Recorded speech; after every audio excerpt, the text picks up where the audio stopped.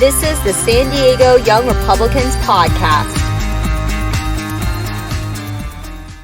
Hi everyone, welcome to episode 7 of the San Diego Young Republicans podcast. I'm your host, Cynthia Kaui, and I'm the president and chairwoman of San Diego Young Republicans. We just finished our last round of endorsements for the general election, but two people that we actually endorsed during the first round who were huge supporters of SDYR from the very beginning is our guests today. So really excited to have the Deputy Mayor of the City of Poway, Caylin Frank, and then also in studio I have Jared Wilson, who is actually running for a vacant seat for Poway City Council. So welcome both. Hi, thanks so much for having me, Cynthia. Yeah. Thanks, I'm really glad to be here, and thanks for having me on. No, we're like I said, you both have been superstars and huge supporter of us from the very beginning. So such a huge pleasure to have you both on, and we're also really excited, our audience, to kind of break the ice a little bit. I hear this a lot. I actually want to hear both of your perspective. Is Poway in East County or North County? Ooh, that's a really divisive question. I have my belief. I sit in the North County camp, but I'm not sure where Jared's at. I think that is a difficult question, but I would say it's certainly politically, we're almost the redheaded stepchildren because we get redistricted almost every 10 years for Congress. We were in a different congressional seat last time and now. So it's almost like we're like neutral territory in the middle of everyone. And politically, it's kind of a no man's land almost. Just except we have our beautiful little town, and we get bounced around every 10 years during the census redistricting. So, I know I'm sorry. Go ahead. Sorry, I was going to say I like to take a more positive view and say that everyone wants us, which is why we keep getting redistricted. That's perfect. No, I agree with you, because for me, when I think of Republican strongholds in San Diego, I think of North County, and Poway is up there. But another thing that Poway is up there for me was I was actually Googling, and I saw in a recent study for the top 25 safest cities in California, the city of Poway actually ranked number 8. So kudos to the deputy mayor for holding down the fort. And then, also you being a lifelong resident, I know you did a lot of great work with preserving that as well. And I know you're going to have a great candidacy to be able to promote that. So for both of you, how do you plan with your political campaigns to maintain that ranking and maybe even, increase that to get maybe even to number 1 someday? Sure, I'll jump in. I'm extremely proud of how safe our city is. We are number 8 in the state. We're number 1 in San Diego County. And I know there's a few cities around that always try to beat us, but we've really held on to that. And I think what the most important thing is always ensuring that we fully fund our sheriff's contract and our firefighters.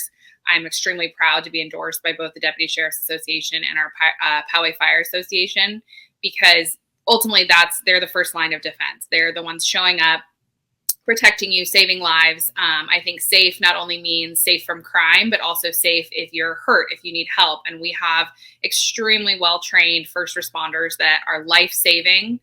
And I think that's the first priority, is just ensuring that the city maintains enough funds to pay what we need to pay to ensure we have the quality that we strive to have and that we want for our residents. Jared, whatever you'd like to add. Yeah, public safety is the government, especially local government's number 1 priority. The current council is doing a great job making sure that the deputy sheriffs and firefighters are well funded. I have an aunt who lives at the dead end of Twin Peaks. She lost her home in the 2007 fires. I've been a police officer, now a supervisor for the city of San Diego for almost 20 years, and I'm the president of the Police Officers Association. So Poway, amazing place to raise a family. That's why I moved there 9 years ago. My wife, who's also a police officer, bought a home there to make sure our kids were going to be safe. And we're doing a good job of that now. But I do see some things on the state level that are very concerning in terms of public safety, very problematic in the state of California. For the last 10 to 12 years, the state of California has really, really hampered law enforcement efforts to hold criminals accountable for their actions. I literally just came from a press conference where Kevin Faulkner for supervisor, who I know the Young Republicans have endorsed, where we discussed with former police chief Shelley Zimmerman and the Deputy District Attorneys Association our support for Proposition 36. And I think across the state of California, and including even relatively safe cities like Poway, we've seen increases in theft, minor offenses, but even more substantial cases like burglaries, and that's really had an impact when we can't hold those criminals accountable. So I think I'm very supportive of Prop 36. I'm the president of the Police Officers Association. If you look at my Twitter, POAJWill, you see that I've declared myself an activist for law and order. So it's very important to me to keep my children safe, and to keep society safe, that we really roll back some of these horrible things that were done a long time ago. And Prop 36 does that this year, and it will protect not just Poway, but all over California. And if I can add to that, regarding Prop 36, I'm really proud, myself and the mayor are bringing forward a letter of support for the entire Poway City Council on September 17th at our city council meeting to discuss exactly that, the importance of it, because it has drastically changed the criminal justice system. It has made it harder for residents like me and you to protect ourselves, to protect our homes, to protect our children. And so we're moving forward to officially support that as well. And I appreciate the efforts that District Attorney Summer Stephan has taken this statewide to address. And I'm extremely hopeful that it'll be successful in November. No, thank you both for touching upon that. At SDYR, we also endorse and support voting yes on Prop 36.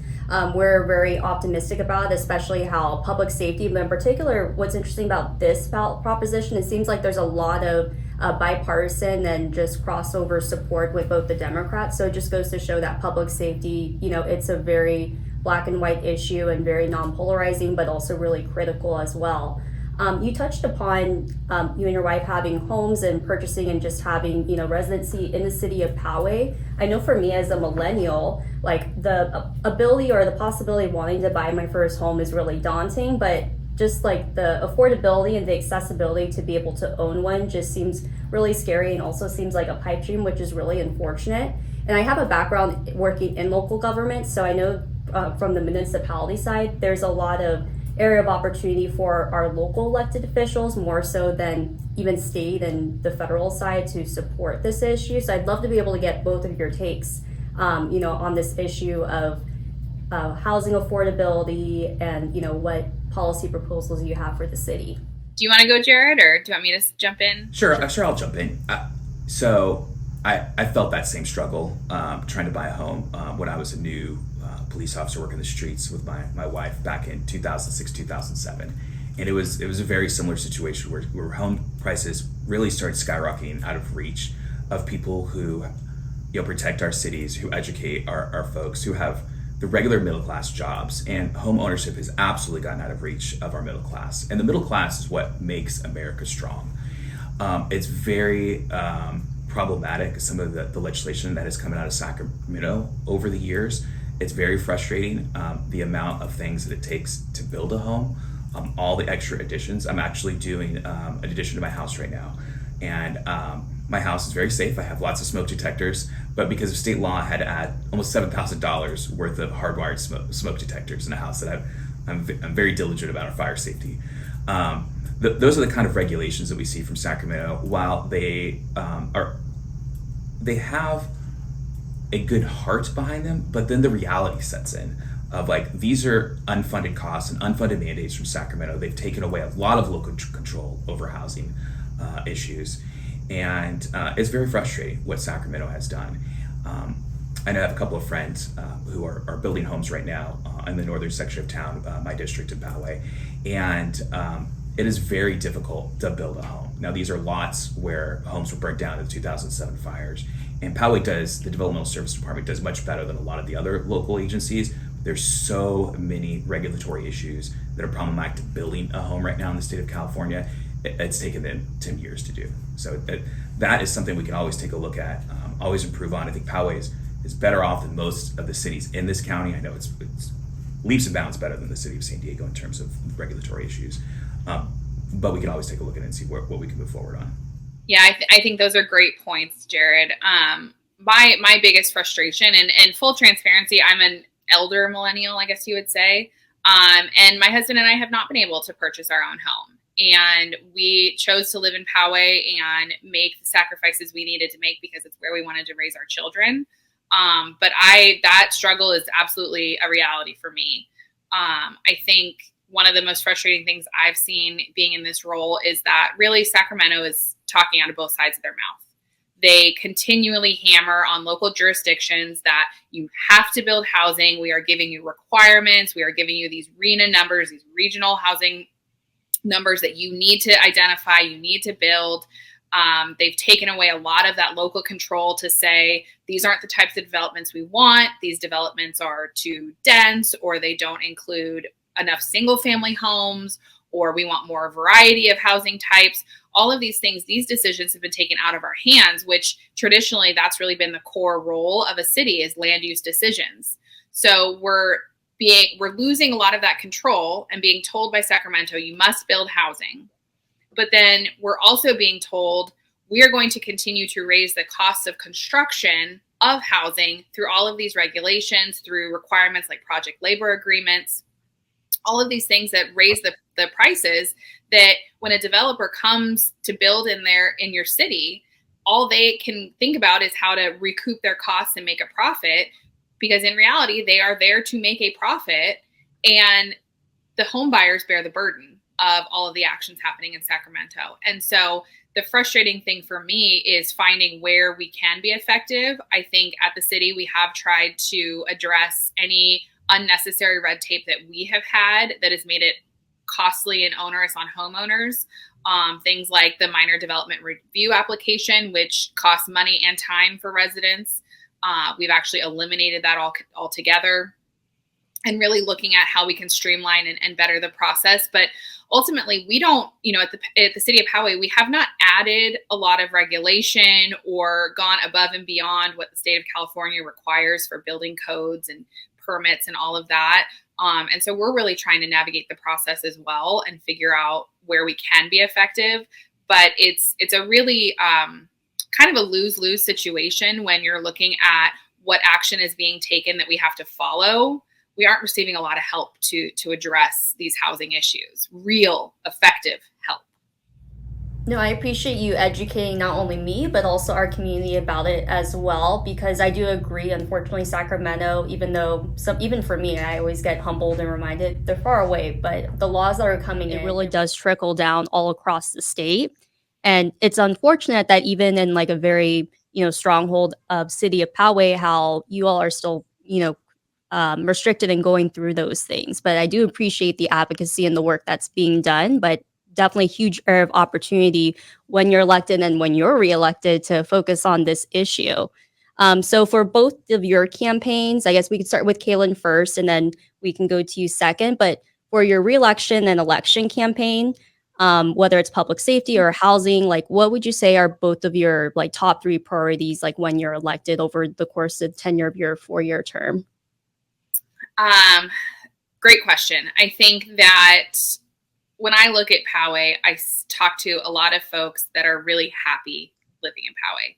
They feel confident in the way the city is run. They feel safe. They like the services and amenities. They like the quality of life here. And so I would say my number one priority is maintaining that level of quality of life that residents expect.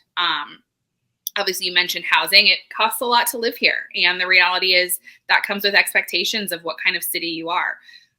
So with that, I think first and foremost is fiscal responsibility and keeping the city well run financially. Right now, we have money in our reserves. We have money to pay our employees. We have money to fund our services. And that doesn't happen by accident. And so maintaining that focus and not getting lost in some of the kind of red herring type policy that people try to implement at the local level that costs money, but really doesn't improve or change quality of life for residents. So I think maintaining that focus on what really matters and what a city should do. Public safety is absolutely a priority. Like we mentioned before, we're a very safe city, and I would be devastated to see changes in that, particularly while I'm in this role. And then third, I think I've been doing a lot of assessing our parks. The city of Poway has beautiful parks. We have plenty of parks, but they haven't necessarily been receiving the kind of TLC that I think they need over the years. Obviously, needs change, equipment ages, interests change. And so I've been really proud that we've kind of renewed our focus on our park system. We have a beautiful brand new park at Lake Poway that is awesome. Very different than any other park in Poway, and I think has set the new standard. And as a mom of young kids, that's something that I really see being a valuable asset here. And it's one of the things that makes people want to come here and live here and be a part of our community. And so I would say that is probably kind of my third real priority over my next term, would be looking at the next parks to kind of take to that next level of what our new standard is. Yeah, and same question for me. Public safety is my number one priority. The local government, their job is to make sure the citizens are safe. And we do a really good job of that in Poway. Yeah, I've been out knocking on doors, talking to a lot of my neighbors, and I ask the first thing, what is your concern about Poway? Is there anything you'd want to change? And most people give us some real thought, and they say, no, I'd love it here. And my answer is, my goal is to keep it that way, is to keep your concerns low as a resident of Poway, to make sure we maintain a beautiful community with great services, and we can get you in an emergency. We do have a real threat of fire danger. I'm also proud to be supported by the Poway Firefighters Association. Last 2 years, heavy rains, and so we're gonna really need to look at the amount of vegetation in our open space areas to protect our front land. My district particularly has a huge amount of rural area up near Mount Woodson and Iron Mountain on the edges of Poway. And so we need to look at vegetation management. We need to look at fire safety. But also, I think to Kaylin's point that I agree with is focusing on the core services. That's what local government does best. I was on the budget review committee last year. Poway does a great job of making sure our roads get paved every 8 years. Everyone else in the county is jealous of the ability to pave our public roads every 8 years. The city has done a fantastic job over the years of doing that. It reduces wear and tear in our cars. Having a good fire department reduces the fire insurance that we have issues with because of the state mandates and the insurance companies leaving the state of California. And so while we see inflation increasing, the city can actually do real tangible things to make sure that stays low and the sales tax stays low. And we do that by focusing on the core services that matter the most to people. And those services, really making sure the fire truck gets to you, making sure the parks are kept clean and safe, making sure the roads are paved every 8 years. Those go across Democrats, they go across Republicans, they cross independents. Those are things that people want in their neighborhoods, no matter what partisan makeup they have. The common thread that I noticed with both of your answers is the fact that residents are already quite satisfied with the quality of living. And I think that's amazing, because I promise you, if you ask a resident of the city of San Diego, they probably can think of multiple things that they'd want to get fixed. So huge testament. And I know with the quality of the services that the city provides, definitely couldn't have been done without the city staff. So I think that's also incredible. Not only the city of Poway has a great mayor and council, but incredible devoted staff, it seems. So that's awesome. So we can start with you next, and then we'll go Kaylin second. But for San Diego Young Republicans, we've obviously experienced a lot of growth due to both of your support. And with election season, there's a bunch of different balls in the air. And people always ask us, what's our mission for SDYR? And it's really multifaceted. It's community, it's engagement or whatnot. But for me, the number one priority, especially with election season picking up, is activation. Our mission for our California Young Republican Federation is ultimately to train, recruit, and elect young Republicans and also other elected officials. And it's definitely always something that I think about in ways of SDYR. We're doing a great job, but it's always an area of opportunity for me to figure out how to get more young people not only to become members of SDYR, but to actually take that next step to get engaged with the political process. I'm of the opinion that it's not enough nowadays to just circle the names on the ballot and just vote. I think nowadays, with how politics is, there's so much more that even the day-to-day person can be able to do to make a difference, whether that's volunteering or donations. So I'd love to be able to take a step back and ask for both of you, especially because we have viewers, they have positive ways to look at you, but I think it'd be really humbling for like even myself or other people to know like how did both of you get your start in politics, like whether if it's something that made you want to step up to run for office, or even like way before this campaign season, because I know you were already elected and you're actively like the POA president, so I'd love to be able to know what ultimately got you started in the political process and want to step up and do more besides just voting. Yeah, so difficult question because it's hard to say where I went crazy. No, I'm just kidding. But ultimately, if I go back, and so I'm the president of Police Officers, which is an elected position amongst the police officers on the San Diego Police Department and in most organizations. And someone walked into my office one day and said, "What is the POA doing about this?" And I had no idea, so I went to a meeting and got involved because I thought I could make a difference. And when I heard that the Poway City Council seat was going to be open a year or two ago, I said, would I be a good fit for that? Do I have the passion for this? And I do have the passion for Poway. I love it. And I'm running against an individual who's got some pretty wild ideas, probably in the city with a lot of litigation, I would imagine. And also I've seen that politics has gotten a little on the nasty side throughout America, which is pretty disappointing because in the past we've seen discussions occur where we all want necessarily the same thing: safety, prosperity for Americans. They're just different ways of doing it. And I think you've actually seen in the last few years, especially since 2020, that there's people who want radically different things, where they don't necessarily want safety and prosperity for every American. And that's disappointing. And the rhetoric has gotten really, really difficult. And as someone who's been a police officer for almost 20 years now, I've worked all over the city of San Diego, from the nicest neighborhoods to the not nicest neighborhoods, and I have dealt with some pretty hardened individuals. I felt that I have the ability to step up and let that slide off my shoulder. I know as a politician or someone running for office, you're going to be a target, you're going to be attacked. That doesn't worry me because my heart is in the right place. I know my vision for Poway is to continue the course where we have an amazing city for everyone to live in. And I'm not going to let people detract me from that. And so I'm really proud of the campaign I'm running.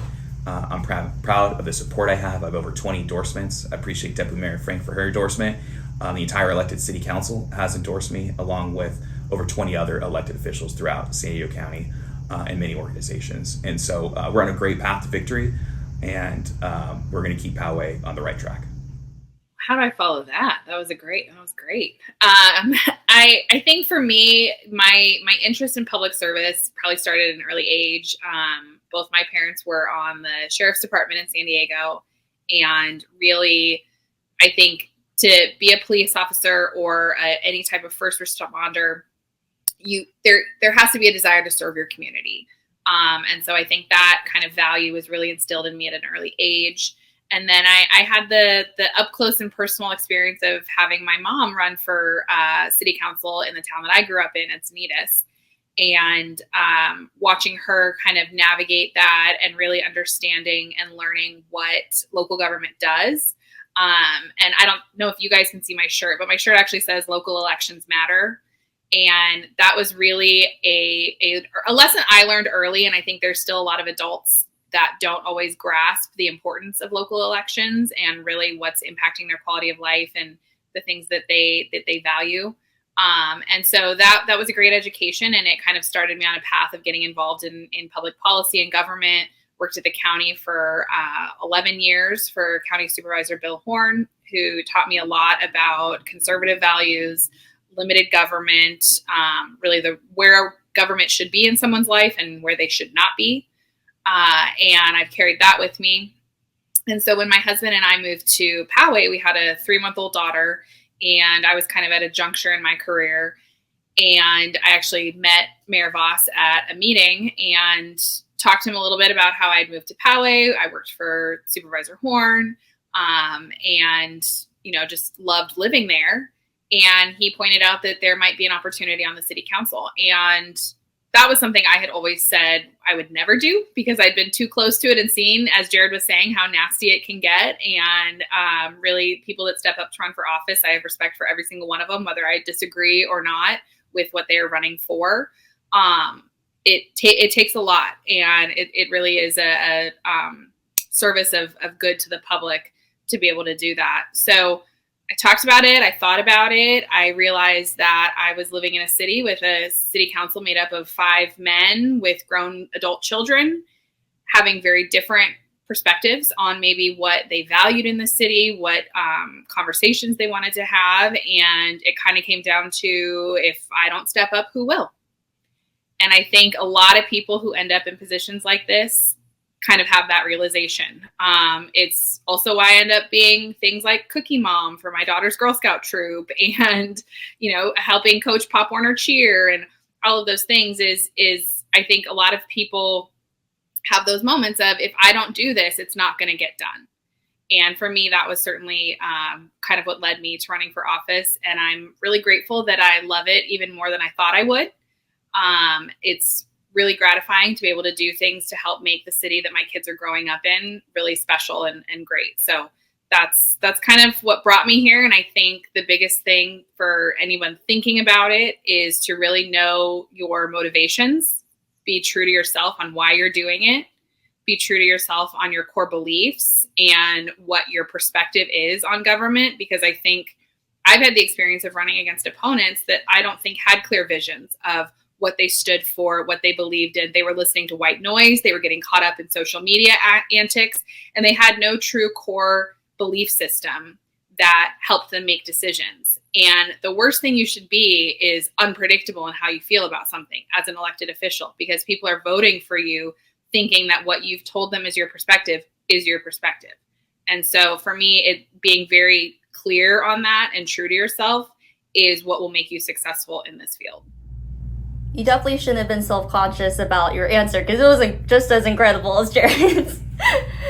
No, I appreciate you both sharing that, because like I said, for me, and actually I resonated with both of your answers, because like I wasn't political at all growing up. And so I think it's kind of crazy, like analyzing my journey into politics too, like wondering like, oh, how they end up here also. Because sometimes like when you're presented positions that may or may not be ideal, that forces you to reflect and wonder, oh, how can I be the change you wish to see in your community? So I appreciate you both sharing your stories and your perspectives, and also being guests here today. So my final question for both of you, it's the most important.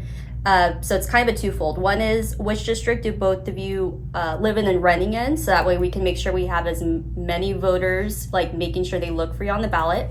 The second question is, how can people support your campaign? So we'll have the Deputy Mayor go first. Great. I am running for re-election in District 4, which is known as the South Poway District. I represent just about everything south of Poway Road. And the best way to learn about my campaign is my website. It's kaylinfrank.org. And my name's Caylin, Frank, Frank.org. I would love to have interested people come and join me and learn about this. I'll be out walking, sign waving, and then I'd be remiss if I didn't recognize the fact that financial contributions also matter. In the city of Poway, we have fairly low campaign limits, which means you can max out at $250, and I won't bug you anymore. So that's a little bit unusual for a lot of campaigns in the county. So I am actively accepting donations. Come meet me, learn a little bit more about my campaign, and hopefully support me. Ditto. My website, jaredwilson.org, Jared is how you spell my first name. And shoot me an email or text message. Everybody's got my phone number at this point. I'm the only cop that has to give out his phone number to everybody, but it's great. But we're doing a lot of walking. We're doing all kinds of stuff. So if you live in District 2, if you want to sign, please shoot me an email or text message. My phone number's out there. And I would love any financial support as well, too. So we're headed towards victory. Poway's a great place, and we're going to keep it that way. Perfect. Thank you both so much once again. And we're, like I said, SDYR, we reaffirm our endorsement and support. So really excited to support you both, and we're really looking forward to seeing you win in November. So that concludes episode 7. We're going to be interviewing more candidates leading up to November, so stay tuned for next month's episode. I'm really excited for the guests that we're going to be having on. Have a good evening.